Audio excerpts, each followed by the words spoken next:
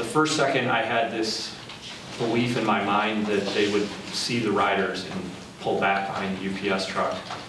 And then in my mind, after that first second that didn't happen, then the body goes into how to get yourself out of the situation, right? You can see this car is barreling down on you. You know you only have 1 or 2 seconds maybe, and you just react. And it's the best of what I can say what happened that day is I just reacted. I yelled out, "Car," in some way. And again, that's not normal to just, as the fourth rider, to yell out "car." But I just felt, I guess I had to say something. I noticed that it was coming at us. And at that point, I did the best I could to swerve and get myself towards the right, off the road. And yeah, apparently I got myself obviously enough out of the way to avoid extreme injury. Let's talk about your injuries. Did you suffer injuries? Yes. Can you please tell me about that? I have 3 breaks in my left ankle, broken left ulna. You pointed to a spot on your body. What'd you point to? Wrist. Oh, yeah. Wrist Okay. bone, left wrist. I broke a rib on the right side of my body, I presume when I landed off of the bike. I had a collapsed lung also on the right side. And then I have 13 stitches from 2 lacerations on my left arm in 2 different locations. And then the entire left side of my body was bruised and cut up. Again, I couldn't walk for several days using my left side of my body at all, mainly due to bruising from all of the impacts and cuts, so a lot of wounds from the injury. I also hit my head, thankfully wearing a helmet, had cuts all over my face as well, but most of those were superficial, thankfully. And yeah, once taken to the hospital, they determined that there was no other, let's say, worse symptoms from that. And have you physically recovered from this? I'd say 95%, yes. Still doing a lot of physical therapy twice per week to try and get the ankle back in shape. That's the last stubborn thing there. So as far as I know, I was never unconscious. Okay, so now you're in the grass. Mm-hmm. Okay, what do you see?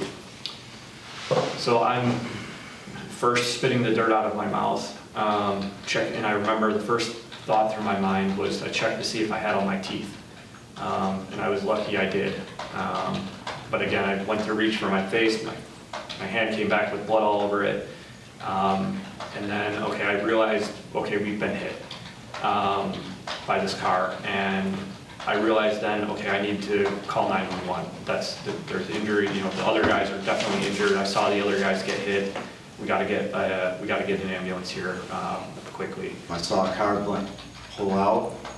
It looked like it just pulled out, kept going, and I started moving towards the ditch, and then I have an area where I had blacked out.